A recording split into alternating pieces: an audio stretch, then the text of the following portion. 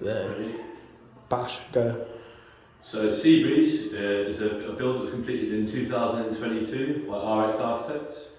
It's about 178 square metres, and also the essence of it is that it's a unique interpretation of a beach house. So what they've done is they've taken time to look at the surrounding buildings and they kind of brought it forward with some more modern techniques and a bit of a cleaner cut look to it.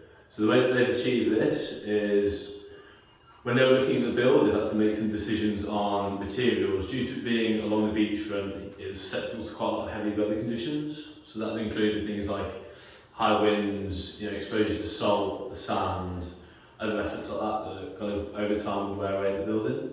So they've done this mostly in a couple of design decisions. So firstly, they've had flush windows and omitted all guttering on the property itself, so that's kind of stopped any sand collection along the window ledges or in gutters, and it's kind of made for a very clean edge look to the building, which I think we very appreciate. It's almost like a modern brutalist kind of feel to it as well, with kind of the cladding that they used.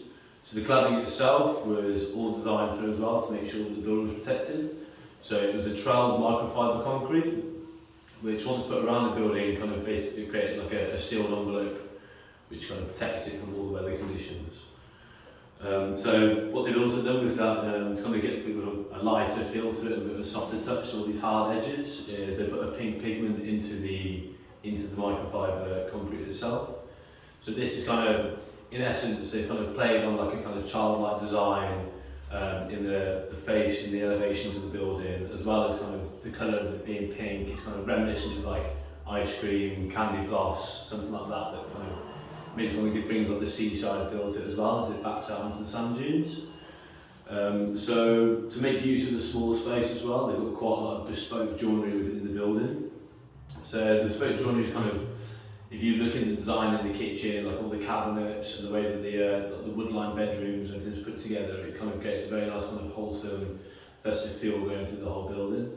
I think that the use of having all this bespoke joinery to fit in and make sure that the property flows and be used is something we need to take forward, especially like kind of material selection as well.